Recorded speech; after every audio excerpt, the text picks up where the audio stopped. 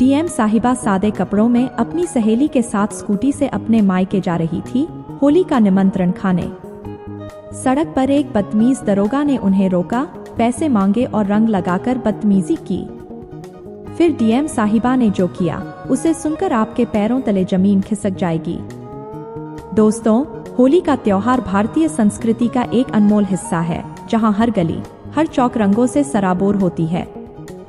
हर चेहरे पर मुस्कान होती है और हर घर से हंसी ठिठोली की आवाजें आती हैं। यह वह दिन होता है जब लोग अपनी सारी परेशानियों को भुलाकर एक दूसरे को रंग लगाते हैं और इस बात का संदेश देते हैं कि जीवन भी एक उत्सव की तरह है, जिसमें हमें खुशियों को बांटकर जीना चाहिए। लेकिन जहां एक तरफ यह त्योहार प्रेम और सौहार्द का प्रतीक है, वहीं दूसरी तरफ कुछ लोग इस दिन का गलत फायदा उठाकर अपनी ताकत का दिखावा करते हैं, अपने भ्रष्टाचार को बढ़ावा देते हैं और अपने पद का दुरुपयोग करके आम लोगों को परेशान करने से पीछे नहीं हटते। यह कहानी भी एक ऐसे ही दिन की है जब होली का रंगीन माहौल कुछ भ्रष्ट पुलिस कर्मियों की गंदी मानसिकता के कारण एक भयानक घटना में बदल गया। यह कहानी है एक निडर और ईमानदार महिला अधिकारी की, जिनका कर्तव्य और आत्मसम्मान किसी भी चुनौती से बड़ा था। डीएम साहिबा, जो अपने प्रशासनिक कौशल और सख्त अनुशासन के लिए जानी जाती थी, आज बिना किसी तामझाम के, बिना किसी सरकारी सुरक्षा के, सादे कपड़ों में अपनी स्कूटी पर सवार होकर अपने मायके जा रही थी, जहां उन्हें होली के निमंत्रण पर आमंत्रित किया गया था।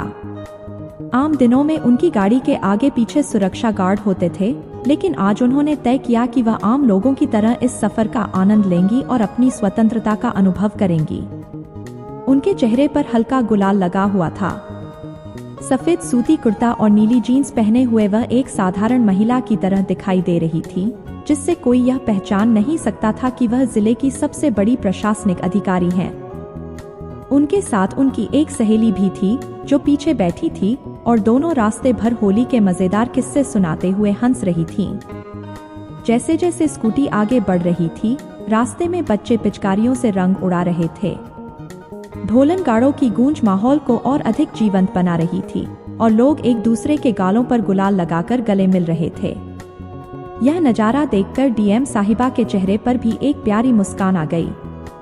लेकिन उन्हें क्या पता था कि कुछ ही दूरी पर एक ऐसा मोड़ आने वाला है, जहां उन्हें अपनी ईमानदारी, साहस और कर्तव्यपरायणता की सबसे कठिन परीक्षा देनी होगी। डीएम साहिबा अपनी स्कूटी पर धीरे धीरे आगे बढ़ रही थीं। सड़क के दोनों ओर होली का जश्न मनाते लोगों को देखना उन्हें अच्छा लग रहा था। हवा में गुलाल की भीनी भीनी खुशबू थी और हल्की ठंडी हवा उनके चेहरे को छू रही थी। उनके मन में मायके पहुंचकर अपनों के साथ त्योहार मनाने की उत्सुकता थी। लेकिन जैसे ही उनकी स्कूटी एक कस्बे के पास पहुंची, सड़क के किनारे खड़ी एक पुलिस चौकी पर उनकी नजर पड़ी। वहां पर खाकी वर्दी पहने कुछ पुलिसकर्मी खड़े थे और हर आने जाने वाले वाहनों को रोककर उनसे पैसे वसूल रहे थे। डीएम साहिबा को यह देखकर थोड़ा अजीब लगा, लेकिन उन्होंने ज्यादा ध्यान नहीं दिया और अपनी स्कूटी आगे बढ़ाने लगी। लेकिन तभी अचानक एक भारी भरकम शरीर वाला, मोटी मूंछों वाला दरोगा उनके सामने आ गया और हाथ दिखाकर उन्हें रुकने का इशारा किया। डीएम साहिबा ने संयमित भाव से अपनी स्कूटी रोकी। दरोगा ने उन्हें ऊपर से नीचे तक घूरा, फिर अपनी कमर पर हाथ रखकर अकड़ भरी आवाज में कहा, कहाँ जा रही हो, मैडम? डीएम साहिबा ने विनम्रता से उत्तर दिया, मैं अपने मायके जा रही हूँ, होली का निमंत्रण मिला है। दरोगा ने हंसते हुए अपने सिपाहियों की तरफ देखा और फिर घूरते हुए बोला, अच्छा, तो बिना हमारा होली टैक्स दिए चली जाओगी? यह सुनकर डीएम साहिबा के माथे पर बल पड़ गए। उन्होंने अपनी स्कूटी के ब्रेक कसते हुए पूछा, होली टैक्स क्या होता है और किस कानून के तहत लिया जा रहा है? दरोगा ठहाका मारकर हंसा और बोला, कानून तो हम बनाते हैं, मैडम। यहाँ से जो भी गाड़ी गुजरती है, उसे हमारे लिए होली का नजराना देना पड़ता है, नहीं तो गाड़ी यहीं खड़ी रहेगी। यह सुनकर डीएम साहिबा को समझते देर नहीं लगी कि यह एक भ्रष्ट पुलिस अधिकारी है, जो आम लोगों से जबरन पैसे ऐंठ रहा है। उन्होंने संयम बनाए रखते हुए कहा, अगर आपने किसी नियम के उल्लंघन के आधार पर रोका है तो चालान काटिए, लेकिन अगर यह अवैध वसूली है तो मैं इसका हिस्सा नहीं बनूंगी। दरोगा का चेहरा तमतमा गया। उसने गुस्से से स्कूटी की ओर इशारा किया और चीखा, बहुत कानून जानती हो, अभी बताता हूँ तुम्हें। उसने स्कूटी की चाबी खींचकर अपने हाथ में रख ली और फिर अपने सिपाहियों को आदेश दिया, इन दोनों को थाने ले चलो। जब तक यह पैसे नहीं देंगी, इनकी स्कूटी नहीं मिलेगी। डीएम साहिबा की सहेली घबरा गई, लेकिन डीएम साहिबा अब भी शांत थीं। उन्होंने गहरी सांस ली और कड़े स्वर में कहा, अगर आपने ऐसा किया तो इसके गंभीर परिणाम होंगे। लेकिन दरोगा को अब भी यह नहीं पता था कि उसने किससे पंगा ले लिया है। उसने हंसते हुए अपने हाथ में गुलाल उठाया और जबरदस्ती डीएम साहिबा के चेहरे पर मलने की कोशिश की। त्योहार मना रहे हैं मैडम, घबराइए मत, रंग लगाने का हमारा भी हक बनता है। लेकिन जैसे ही उसका हाथ आगे बढ़ा, डीएम साहिबा ने बिजली की तेजी से उसका हाथ पकड़ लिया और इतनी जोर से झटका दिया कि वह पीछे की ओर गिर पड़ा। एक पल के लिए वहां सन्नाटा छा गया। दरोगा हक्का बक्का रह गया। उसके साथ ही पुलिसकर्मी भी हैरान रह गए कि यह साधारण दिखने वाली महिला इतनी ताकतवर कैसे निकली। लेकिन अब मामला गंभीर हो चुका था। दरोगा गुस्से में उठा और गरजते हुए बोला, अब देखता हूं तेरा कानून। तुझे ऐसी सजा दूंगा कि तू जिंदगी भर याद रखेगी। लेकिन इससे पहले कि वह और कुछ कर पाता, डीएम साहिबा ने अपना फोन निकाला और एक नंबर डायल किया। उन्होंने सिर्फ इतना कहा, तुरंत मेरी लोकेशन ट्रेस करो और फोर्स भेजो। दरोगा और उसके साथी पहले तो हंसने लगे, लेकिन कुछ ही मिनटों में उनके चेहरे की हंसी गायब हो गई। अचानक सड़कों पर पुलिस जीपों के सायरन गूंज उठे। ब्लैक फॉर्च्यूनर, बोलेरो और कई पुलिस वाहन तेजी से वहां आकर रुके। एक के बाद एक हथियारबंद पुलिस अफसर गाड़ियों से उतरे और सीधे डीएम साहिबा के पास जाकर सलाम ठोक दिया। दरोगा और उसके गुंडे अब पूरी तरह से सहम चुके थे। उसकी टांगें कांपने लगीं। डीएम साहिबा ने अपनी जेब से अपना आईडी कार्ड निकाला और हवा में लहराते हुए कहा, अब बताओ, यहाँ कानून किसका चलता है? जैसे ही डीएम साहिबा ने अपना आईडी कार्ड हवा में लहराया, पूरा माहौल एकदम बदल गया। अभी तक जो दरोगा अकड़ में था, उसकी आंखों से मानो खून सूख गया था। वह समझ ही नहीं पा रहा था कि यह क्या हो गया। अभी कुछ सेकंड पहले वह जिस महिला को एक आम नागरिक समझकर उसके साथ बदतमीजी कर रहा था, वही महिला जिले की सबसे बड़ी अधिकारी निकली। उसने एक पल के लिए अपने पसीने से भीगे चेहरे को रुमाल से पोंछा और इधर उधर देखने लगा। लेकिन अब बहुत देर हो चुकी थी। जैसे ही पुलिस के हथियारबंद जवानों ने उसे चारों तरफ से घेरा, उसका पूरा शरीर कांपने लगा। उसने घबराते हुए एक कांस्टेबल की तरफ देखा और धीरे से कहा, अरे भाई, जल्दी से साहिब को फोन लगाओ, कहो कि मामला गड़बड़ हो गया है। लेकिन उसकी आवाज में अब वह दम नहीं था जो कुछ मिनट पहले था। उसकी अकड़ हवा हो चुकी थी। उधर डीएम साहिबा अब भी उसी कड़क अंदाज में खड़ी थीं। उनका चेहरा गुस्से से तमतमा रहा था, लेकिन उनके अंदर की न्यायप्रियता और अनुशासन अब भी बरकरार था। उन्होंने एक कदम आगे बढ़ते हुए कड़े शब्दों में आदेश दिया, इस दरोगा को तुरंत हिरासत में लिया जाए। इसके खिलाफ आईपीसी की धाराओं के तहत महिला के प्रति अभद्र व्यवहार, जबरन वसूली और कानून का दुरुपयोग करने का मुकदमा दर्ज किया जाएगा। जैसे ही यह शब्द दरोगा के कानों में पड़े, उसे ऐसा लगा मानो उसके पैरों तले जमीन खिसक गई हो। उसने हाथ जोड़कर कहा, साहिबा, मुझसे गलती हो गई, मुझे नहीं पता था कि आप। लेकिन डीएम साहिबा ने उसकी बात बीच में ही काट दी और गुस्से से कहा, गलती? यह गलती नहीं, एक मानसिकता है। तुम हर रोज न जाने कितने मासूम लोगों के साथ ऐसा करते होगे। आज तक किसी ने आवाज नहीं उठाई, लेकिन अब वक्त बदल चुका है। दरोगा पूरी तरह से डरा हुआ था। उसे लग रहा था कि अगर आज उसे गिरफ्तार किया गया तो उसकी पूरी नौकरी चली जाएगी, उसकी सारी ताकत खत्म हो जाएगी। जिन लोगों पर वह अब तक धौंस जमाता था, वही लोग उसे पहचानने से इनकार कर देंगे। उसने एक आखिरी कोशिश करते हुए कहा, साहिबा, अगर आप चाहें तो मामला यहीं रफा दफा किया जा सकता है। मैं पूरी जिंदगी आपकी सेवा करूंगा। लेकिन डीएम साहिबा को ऐसे भ्रष्ट लोगों से नफरत थी। उन्होंने एक कदम आगे बढ़ते हुए कहा, तुम जैसे लोग ही पुलिस की छवि को बदनाम करते हैं। तुम लोग यह भूल जाते हो कि पुलिस का असली काम जनता की सेवा करना है, न कि उनका शोषण करना। इसके बाद उन्होंने एक इशारा किया और अगले ही पल पुलिस जवानों ने दरोगा के हाथों में हथकड़ियां डाल दी। भीड़ में खड़े लोगों ने यह नजारा देखा तो उनके चेहरे पर एक सुकून की मुस्कान थी। हर कोई जानता था कि यह दरोगा कितना भ्रष्ट था, लेकिन आज पहली बार किसी ने इसके खिलाफ कड़ा एक्शन लिया था।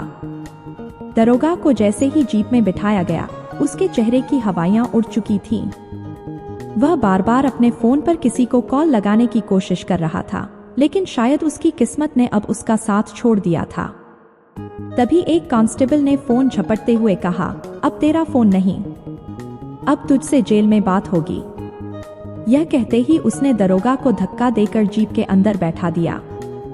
यह सब देखकर वहां मौजूद लोग तालियां बजाने लगे। किसी ने कहा, पहली बार किसी अफसर ने सही इंसाफ किया है, तो कोई चिल्लाया, अब बाकी भ्रष्ट लोग भी डरेंगे। लेकिन यह सिर्फ एक शुरुआत थी। डीएम साहिबा जानती थी कि भ्रष्टाचार सिर्फ एक दरोगा तक सीमित नहीं है। उन्होंने तुरंत अपने ऑफिस में कॉल किया और कहा, इस पूरे पुलिस स्टेशन की जांच होनी चाहिए। देखो कि और कितने लोग इसमें शामिल हैं। अगले कुछ ही घंटों में यह खबर पूरे जिले में आग की तरह फैल गई।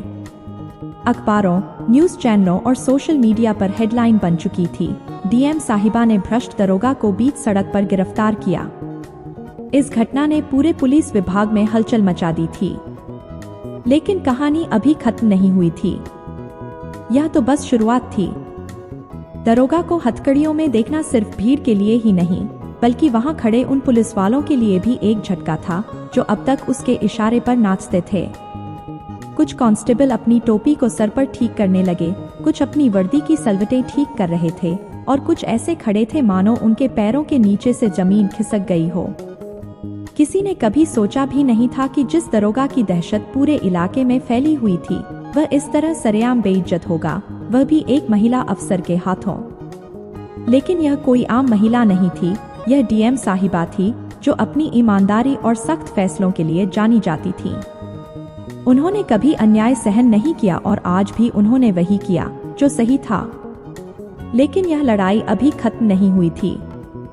यह लड़ाई सिर्फ एक भ्रष्ट दरोगा की गिरफ्तारी की नहीं थी, यह लड़ाई उस सोच के खिलाफ थी जो सरकारी पद का इस्तेमाल कर आम जनता को लूटने के लिए की जाती थी। डीएम साहिबा ने भीड़ की तरफ देखा, जहां कुछ लोग अब भी सहमे हुए थे। उन्होंने अपनी मजबूत आवाज में कहा, अगर कभी भी कोई पुलिस वाला, कोई सरकारी अफसर या कोई भी ताकतवर व्यक्ति आपसे अवैध रूप से पैसे मांगे, तो डरो मत। उसकी शिकायत करो, उसका वीडियो बनाओ और सरकार तक आवाज पहुंचाओ, क्योंकि जब तक तुम डरोगे, ये भ्रष्ट लोग तुम्हें लूटते रहेंगे। भीड़ में खड़े एक बुजुर्ग आदमी ने कांपती आवाज में कहा, बिटिया, हम तो हमेशा डरते रहे हैं। हमें हमेशा यही सिखाया गया कि पुलिस से उलझना नहीं चाहिए, वरना उल्टा हम पर ही मामला दर्ज कर दिया जाएगा। यह सुनकर डीएम साहिबा ने गहरी सांस ली। उन्होंने आगे बढ़कर उस बुजुर्ग का हाथ पकड़ा और कहा, अब यह डर खत्म करने का समय आ गया है। अगर एक भी गलत अफसर आपको परेशान करे, तो सीधे मेरी टीम को सूचना दें। अब कोई भी आपकी आवाज को दबाने की कोशिश नहीं कर सकता। लेकिन तभी पास खड़े एक कांस्टेबल ने धीरे से अपने साथी के कान में फुसफुसाया, यह मामला तो बहुत बड़ा हो गया है। अगर साहब की ऊपरी पहुंच होगी, तो यह सब हमें ही भुगतना पड़ेगा। यह सुनकर उसका साथी कांस्टेबल धीरे से बुदबुदाया, अबे चुप रह, यह अफसर दूसरी है। यह हम जैसे लोगों को फंसाने की नहीं, बल्कि हमें सुधरने का मौका देगी। उधर दरोगा अब भी अपने फोन पर किसी बड़े अधिकारी को कॉल लगाने की कोशिश कर रहा था, लेकिन उसके फोन की बैटरी खत्म हो चुकी थी। वह घबरा चुका था। अब तक जो आदमी लोगों के घरों में घुसकर धमकाता था, आज वह खुद दया की भीख मांग रहा था। साहिबा, एक मौका दे दीजिए, मुझसे गलती हो गई। लेकिन डीएम साहिबा ने बिना रुके कहा, तुमने गलती नहीं, अपराध किया है, और अपराधियों के लिए कोई माफी नहीं होती। इसके बाद उन्होंने अपने सुरक्षा कर्मियों को इशारा किया, इसको तुरंत ले जाकर लॉकअप में डालो और इसकी पूरी हिस्ट्री खंगालो। देखो और कितने मामलों में यह लिप्त रहा है। यह सुनते ही दरोगा का चेहरा सफेद पड़ गया। उसे पता था कि उसका खेल खत्म हो चुका है। उसे हथकड़ियों में डालकर पुलिस की गाड़ी में बैठा दिया गया। भीड़ अब तालियां बजा रही थी। कुछ महिलाएं एक दूसरे की तरफ देख रही थीं, जैसे पहली बार उन्हें एहसास हुआ हो कि महिलाएं भी अन्याय के खिलाफ आवाज उठा सकती हैं। लेकिन यह लड़ाई यहीं खत्म नहीं होनी थी। डीएम साहिबा अब इस पूरे भ्रष्टाचार की जड़ तक जाने वाली थीं। दरोगा को पुलिस की जीप में डालते ही वहां खड़ी भीड़ में हलचल बढ़ गई। कुछ लोग अब भी हैरान थे कि आखिर एक महिला अफसर ने ऐसा कदम कैसे उठा लिया। आमतौर पर लोग सोचते हैं कि भ्रष्टाचारियों को कोई सजा नहीं मिलती, वे किसी न किसी तरीके से बच निकलते हैं। लेकिन आज पहली बार लोगों ने देखा था कि ईमानदारी और सख्ती से भ्रष्टाचारी को रोका जा सकता है। भीड़ में खड़े कुछ बुजुर्ग लोग अब भी आपस में चर्चा कर रहे थे कि शायद यह सब दिखावे के लिए हो रहा है। लेकिन तभी डीएम साहिबा ने एक और बड़ा कदम उठाया। उन्होंने तुरंत अपने ऑफिस को फोन लगाया और आदेश दिया, इस पूरे पुलिस चौकी की जांच की जाए। पता लगाया जाए कि और कितने लोग इस अवैध वसूली में शामिल हैं। उनका आदेश सुनते ही वहां खड़े बाकी पुलिसकर्मियों के चेहरे सफेद पड़ गए। कई लोग जिन्होंने अब तक दरोगा का समर्थन किया था, वे अब अपनी गर्दन झुकाकर खड़े हो गए। किसी की हिम्मत नहीं हो रही थी कि वे डीएम साहिबा की आंखों में आंखें डालकर बात कर सकें। लेकिन मामला यहीं खत्म नहीं हुआ। जैसे ही जांच टीम चौकी के भीतर दाखिल हुई, एक के बाद एक फाइलें निकाली जाने लगीं। पुलिस स्टेशन में छानबीन करने पर कुछ ऐसे दस्तावेज मिले जिनसे साफ हो गया कि यहाँ महीनों से अवैध वसूली का खेल चल रहा था। हर त्योहार के समय यह दरोगा और उसकी टीम अलग अलग बहाने बनाकर लोगों से पैसे ऐंठते थे। सिर्फ यही नहीं, कई निर्दोष लोगों पर झूठे केस बनाकर उन्हें डराया धमकाया जाता था और फिर उनसे मोटी रकम वसूली जाती थी। जब इन फाइलों को डीएम साहिबा के सामने लाया गया तो उन्होंने एक एक दस्तावेज को ध्यान से देखा और फिर कड़क आवाज में कहा, यह सिर्फ एक दरोगा का खेल नहीं है, इसके पीछे पूरा सिस्टम लिप्त है। आज से यह पुलिस चौकी सील की जाएगी और सभी आरोपी पुलिस वालों के खिलाफ जांच शुरू की जाएगी। यह सुनते ही वहां खड़े पुलिसकर्मियों में खलबली मच गई। कुछ तो तुरंत वहां से भागने की फिराक में थे, लेकिन डीएम साहिबा की टीम चौकन्ना थी। उन्होंने सबको वहीं पर रोक लिया। इसके बाद डीएम साहिबा ने भीड़ की तरफ देखा और कहा, आज से इस इलाके में कोई भी व्यक्ति बेवजह डरकर रिश्वत नहीं देगा। यह प्रशासन जनता की सेवा के लिए है, न कि जनता को लूटने के लिए। तभी भीड़ में खड़ी एक महिला ने धीरे से हाथ उठाया और कहा, मैडम, मैं कुछ कहना चाहती हूँ। डीएम साहिबा उसकी तरफ मुड़ी और कहा, बिल्कुल कहिए। उस महिला की आंखों में आंसू थे। उसने कांपती आवाज में कहा, इस दरोगा ने मेरे बेटे को झूठे केस में फंसाकर मुझसे 0-0 लिए थे। मैंने बहुत कोशिश की, लेकिन कोई मेरी बात सुनने को तैयार नहीं था।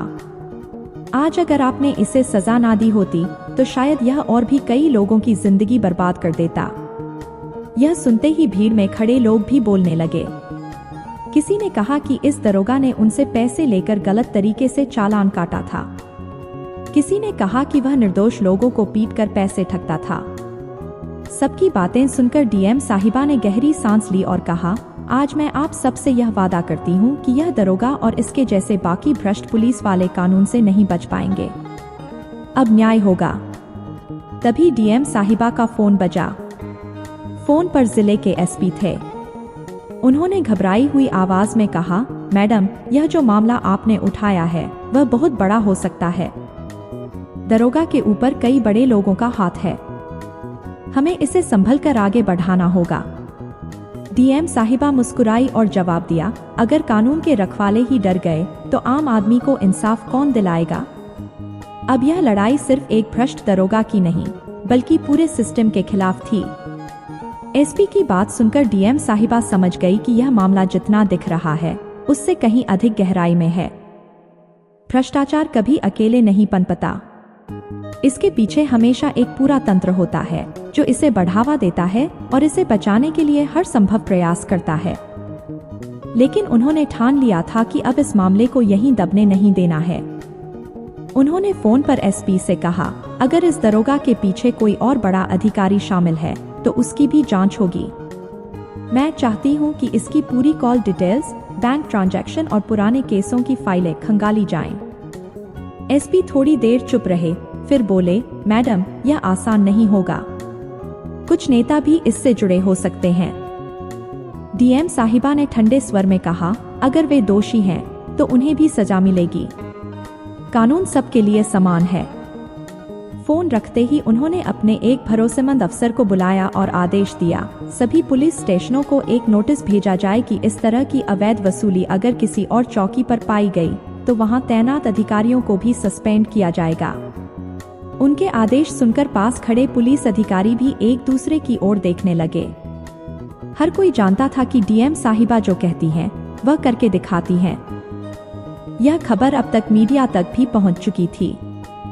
न्यूज चैनलों पर यह हेडलाइन चलने लगी, डीएम ने बीच सड़क पर दरोगा को किया गिरफ्तार, पुलिस विभाग में मचा हड़कंप। तभी एक और नया मोड़ आया। डीएम साहिबा के पास एक अज्ञात नंबर से कॉल आया। जब उन्होंने फोन उठाया तो दूसरी तरफ से एक भारी आवाज आई, मैडम, ज्यादा ईमानदारी दिखाने की जरूरत नहीं है। दरोगा को छोड़ दो, नहीं तो अंजाम बुरा होगा। डीएम साहिबा के चेहरे पर हल्की सी मुस्कान आई। उन्होंने ठंडे स्वर में कहा, धमकियां मुझे नहीं डराती, जो करना है कर लो, और उन्होंने फोन काट दिया। यह स्पष्ट था कि इस केस के तार बहुत ऊपर तक जुड़े हुए थे। अब यह लड़ाई सिर्फ एक भ्रष्ट पुलिस अधिकारी की गिरफ्तारी की नहीं थी, यह लड़ाई पूरे सिस्टम को साफ करने की थी। डीएम साहिबा ने तय कर लिया था कि वह किसी भी कीमत पर इस केस को खत्म नहीं होने देंगी। उन्होंने अपने ऑफिस के आईटी डिपार्टमेंट को आदेश दिया कि दरोगा के सभी डिजिटल रिकॉर्ड्स की जांच की जाए। कुछ ही देर में एक चौंकाने वाली बात सामने आई, दरोगा के बैंक अकाउंट में हर महीने लाखों रुपए ट्रांसफर किए जा रहे थे और यह पैसा कई अलग अलग सरकारी विभागों से आ रहा था। इसका मतलब था कि यह सिर्फ एक पुलिस चौकी का मामला नहीं था, बल्कि इसमें कई उच्च अधिकारी और राजनेता शामिल थे। अब मामला और गंभीर हो चुका था। डीएम साहिबा को यह समझते देर नहीं लगी कि यह पूरे राज्य में फैला हुआ भ्रष्टाचार का जाल था। उन्होंने तुरंत मुख्यमंत्री कार्यालय को इस पूरे मामले की रिपोर्ट भेजी और मांग की कि इस पर तुरंत कार्यवाही हो। लेकिन जैसे ही यह रिपोर्ट सरकार तक पहुंची, राजनीति में भूचाल आ गया। कई बड़े नेताओं ने पुलिस विभाग पर दबाव बनाना शुरू कर दिया कि इस मामले को दबा दिया जाए। लेकिन डीएम साहिबा झुकने वालों में से नहीं थी।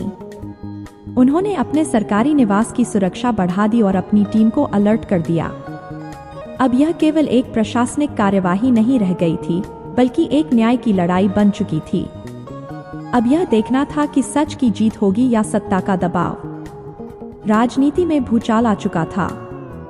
डीएम साहिबा के उठाए कदम से कई बड़े अधिकारी और नेताओं के हित खतरे में पड़ गए थे। उन्हें डर था कि अगर इस मामले की गहराई तक जांच हुई तो न सिर्फ पुलिस विभाग के, बल्कि राजनीतिक गलियारों के कई बड़े नाम भी बेनकाब हो जाएंगे। अब तक का सिस्टम यही था कि अगर कोई भी ईमानदार अफसर नियमों का पालन करने की कोशिश करता तो उसे या तो ट्रांसफर कर दिया जाता या फिर किसी झूठे मामले में फंसा दिया जाता। लेकिन इस बार मामला अलग था।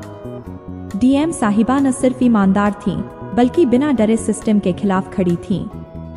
उनकी कड़क कार्यशैली और न्यायप्रियता से आम जनता के बीच उनकी छवि पहले से ही मजबूत थी।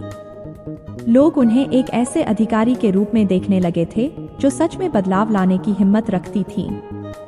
जैसे जैसे जांच आगे बढ़ी, एक के बाद एक बड़े खुलासे होने लगे। पुलिस विभाग के कई अधिकारी, राजनेताओं के करीबी लोग और कुछ रसूखदार व्यापारी इस भ्रष्टाचार में लिप्त पाए गए। यह एक ऐसा नेटवर्क था जहां हर कोई किसी न किसी रूप में पैसा बना रहा था, आम जनता से झूठे चालान के नाम पर, व्यापारियों से अवैध सुरक्षा के नाम पर और यहाँ तक कि सरकारी ठेकों में भी रिश्वतखोरी का यह खेल चल रहा था। लेकिन अब जब यह सब उजागर हो रहा था तो बड़े लोगों में हड़कंप मच गया। तभी एक और बड़ी घटना घटी। डीएम साहिबा को आधी रात के समय एक गुमनाम नंबर से कॉल आया। फोन उठाते ही दूसरी तरफ से धीमी मगर ठंडी आवाज आई, तुम बहुत आगे बढ़ रही हो मैडम। तुम्हें सरकार में टिकना है या नहीं, यह तुम पर निर्भर करता है। इस मामले को यहीं खत्म कर दो, वरना अंजाम बहुत बुरा होगा। डीएम साहिबा ने बिना घबराए जवाब दिया, जो करना है कर लो, लेकिन अब यह मामला रुकेगा नहीं।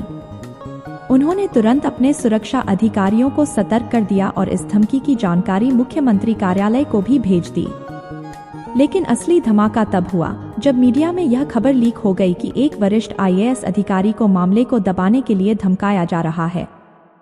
अब यह मामला पूरी तरह से पब्लिक डोमेन में आ चुका था। हर न्यूज चैनल, हर सोशल मीडिया प्लेटफॉर्म पर सिर्फ एक ही नाम गूंज रहा था, डीएम साहिबा बनाम भ्रष्टाचार। अब सरकार के पास दो ही रास्ते थे, या तो इस मामले को पूरी तरह से खारिज कर दिया जाए और डीएम साहिबा का ट्रांसफर कर दिया जाए, या फिर उनकी जांच को पूरा समर्थन दिया जाए। लेकिन सरकार को भी एहसास हो गया था कि अगर उन्होंने ईमानदार अधिकारी के खिलाफ कोई कदम उठाया तो जनता भड़क सकती है। अब जनता भी जान चुकी थी कि यह लड़ाई सिर्फ एक दरोगा की गिरफ्तारी की नहीं थी, बल्कि पूरे सिस्टम के खिलाफ थी। डीएम साहिबा अब राजनीति, प्रशासन और अपराध के गठजोड़ के खिलाफ सबसे बड़ी लड़ाई लड़ने वाली थीं। उन्हें इस बात का पूरा एहसास हो चुका था कि अब यह सिर्फ एक पुलिस अधिकारी के भ्रष्टाचार का मामला नहीं रहा, बल्कि यह पूरे सिस्टम की सड़ांध को उजागर करने वाली लड़ाई बन चुकी थी। उन्हें अपने वरिष्ठ अधिकारियों से भी कोई खास समर्थन नहीं मिल रहा था। कुछ बड़े अधिकारी खुद को इस मामले से अलग रखना चाह रहे थे, तो कुछ चाहते थे कि वे समझौता कर लें और इस मामले को ज्यादा तूल न दें। लेकिन डीएम साहिबा को अपने आदर्शों पर पूरा विश्वास था। उन्होंने तय कर लिया था कि अब चाहे जितना भी दबाव आए, वे पीछे नहीं हटेंगी। वे जानती थी कि अगर आज उन्होंने समझौता कर लिया तो कल कोई और ईमानदार अधिकारी इसी तरह भ्रष्टाचार के खिलाफ खड़े होने से पहले 100 बार सोचेगा। इसी बीच जिला प्रशासन के कुछ उच्चाधिकारियों ने डीएम साहिबा से मुलाकात की। वे सभी बेहद चिंतित लग रहे थे। एक अधिकारी ने कहा, देखिए, हमें आपके इरादों पर पूरा भरोसा है, लेकिन यह मामला बहुत ऊपर तक जुड़ा हुआ है। कई बड़े नाम इसमें शामिल हो सकते हैं। अगर आप इसे आगे बढ़ाती हैं, तो यह आपके करियर के लिए भी नुकसानदायक हो सकता है। सरकार के कुछ लोग इस मामले को दबाना चाहते हैं। अगर आप चाहें, तो आप इसे यहीं रोक सकती हैं। डीएम साहिबा ने उनकी बातें सुनी, लेकिन उनकी आंखों में एक अटूट संकल्प था। उन्होंने धीरे से कहा, अगर कानून के रखवाले ही डरकर अपने कर्तव्य से पीछे हट जाएं, तो फिर आम आदमी न्याय की उम्मीद किससे करेगा? उनकी आवाज में एक ऐसी दृढ़ता थी कि उन अधिकारियों के पास कोई जवाब नहीं था। लेकिन मुश्किलें बढ़ने वाली थीं। उसी रात डीएम साहिबा के सरकारी आवास के बाहर एक संदिग्ध काली गाड़ी आकर रुकी।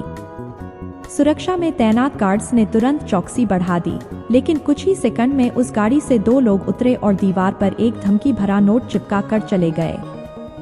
जब डीएम साहिबा के सुरक्षा कर्मियों ने वह नोट उठाया, तो उसमें सिर्फ लिखा था, अगर अपनी जान बचानी है तो यह केस बंद कर दो।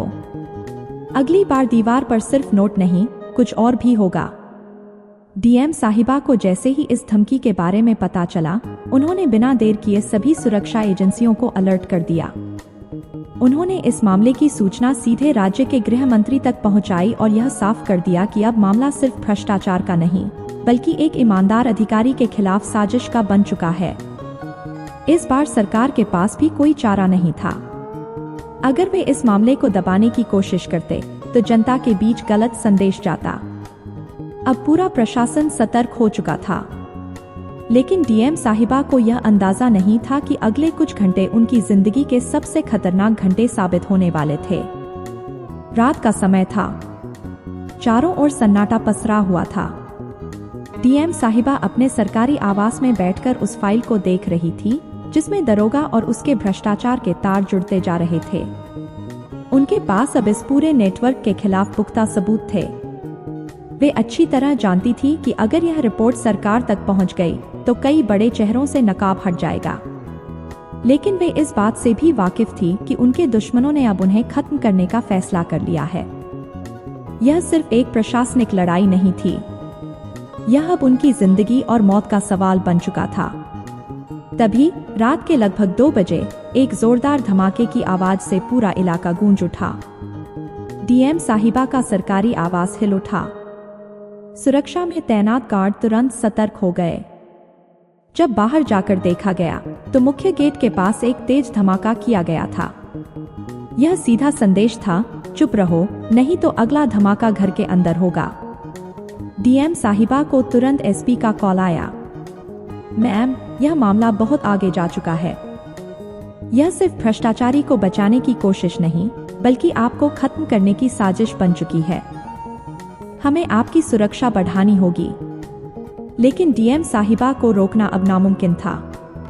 उन्होंने ठंडे स्वर में कहा, अगर डर ही जाती तो इस लड़ाई को शुरू ही क्यों करती। इसके तुरंत बाद उन्होंने एक हाई लेवल मीटिंग बुलाई। इसमें राज्य के गृह मंत्री, एसपी और अन्य वरिष्ठ अधिकारी मौजूद थे। उन्होंने बेझिझक कहा, अब बहुत हो चुका। मैं चाहती हूं कि इस पूरे मामले को सीबीआई को सौंपा जाए और जितने भी लोग इस भ्रष्टाचार में शामिल हैं, उन पर गैरजमानती वारंट निकाला जाए। उनकी यह बात सुनकर पूरा हॉल स्तब्ध था। किसी भी अधिकारी ने इतने ऊंचे स्तर के भ्रष्टाचार को सामने लाने की हिम्मत नहीं की थी। लेकिन अब डीएम साहिबा पूरी तरह से आर पार की लड़ाई के लिए तैयार थीं। लेकिन उनके सामने सबसे बड़ी चुनौती आने वाली थी, राजनीतिक दबाव, बाहुबल और साजिशों का वह दौर जिससे अब उनका बच पाना लगभग नामुमकिन था। डीएम साहिबा को अब इस बात का पूरा एहसास हो चुका था कि उन्होंने जिन लोगों के खिलाफ मोर्चा खोला है, वे किसी भी हद तक जा सकते हैं। धमाकों से लेकर राजनीतिक दबाव तक अब सब कुछ उनके खिलाफ हो चुका था। लेकिन वह जानती थी कि अगर अब वे पीछे हटी तो यह सिर्फ उनकी हार नहीं होगी, बल्कि सच की हार होगी। उन्होंने अपने भरोसेमंद अधिकारियों की एक स्पेशल टीम बनाई और उन्हें आदेश दिया कि इस पूरे मामले की एक मजबूत रिपोर्ट तैयार की जाए। यह रिपोर्ट न केवल मुख्यमंत्री कार्यालय तक जानी थी, बल्कि इसे सीधे प्रधानमंत्री कार्यालय और सुप्रीम कोर्ट तक भेजने का भी फैसला लिया गया। लेकिन तभी एक और बड़ा खेल खेला गया। अगली सुबह जब वह अपने ऑफिस पहुंची तो उन्हें खबर मिली कि सरकार ने अचानक उनका ट्रांसफर ऑर्डर जारी कर दिया है। यह एक ऐसा झटका था जिसका अंदाजा खुद डीएम साहिबा को भी नहीं था। यह स्पष्ट था कि भ्रष्ट तंत्र उन्हें इस जिले से हटाना चाहता था ताकि इस केस को हमेशा के लिए दफन किया जा सके। लेकिन डीएम साहिबा ने हार मानने से इनकार कर दिया। उन्होंने तुरंत एक प्रेस कॉन्फ्रेंस बुलाई। कैमरों के सामने आते ही उन्होंने बिना किसी डर के कहा, अगर सच बोलने की सजा ट्रांसफर है तो मुझे यह सजा मंजूर है। लेकिन यह लड़ाई यहीं खत्म नहीं होगी। मैंने जितने भी सबूत इकट्ठे किए हैं वे अब सिर्फ मेरी फाइलों में नहीं हैं, बल्कि मीडिया और जांच एजेंसियों तक भी पहुंच चुके हैं। अगर मुझे हटाया भी गया तो सच सामने आएगा। उनका यह बयान पूरे देश में आग की तरह फैल गया। सोशल मीडिया पर जस्टिस फोरम ट्रेंड करने लगा। जनता उनके समर्थन में उतर आई। जगह जगह प्रदर्शन होने लगे। अब सरकार के लिए भी इस मामले को दबाना आसान नहीं था। आखिरकार सुप्रीम कोर्ट ने इस मामले में संज्ञान लिया और पूरे पुलिस विभाग में बड़े स्तर पर जांच के आदेश दिए। वह भ्रष्ट दरोगा जिसने डीएम साहिबा को रोकने की हिम्मत की थी, अब जेल में था। कई और अधिकारियों को निलंबित कर दिया गया था। और सबसे बड़ी जीत यह थी कि राजनीतिक दबाव भी इस सच को रोक नहीं पाया। डीएम साहिबा ने यह लड़ाई अकेले नहीं जीती थी। यह जीत हर उस व्यक्ति की थी जिसने भ्रष्टाचार के खिलाफ आवाज उठाने की हिम्मत दिखाई। यह साबित हो चुका था कि अगर इरादे मजबूत हों तो कोई भी ताकत सच को रोक नहीं सकती। दोस्तों, कैसी लगी आपको आज की यह कहानी? इस पूरे घटनाक्रम को लेकर आपके क्या विचार हैं? कमेंट बॉक्स में बताइए। अगर वीडियो अच्छी लगी हो तो वीडियो को लाइक और चैनल को सब्सक्राइब जरूर करें ताकि हमें हौसला मिले आप लोगों के लिए ऐसे ही अच्छे वीडियो बनाने का। इन कहानियों को सुनाने का उद्देश्य किसी को परेशान करना बिल्कुल भी नहीं है। यह कहानी आपको इसलिए सुनाई जाती है ताकि आप इससे कुछ न कुछ सीख सकें और अपने जीवन में उसे अप्लाई कर सकें। मिलते हैं अगली वीडियो में नए टॉपिक के साथ। तब तक के लिए आप सभी का बहुत बहुत शुक्रिया।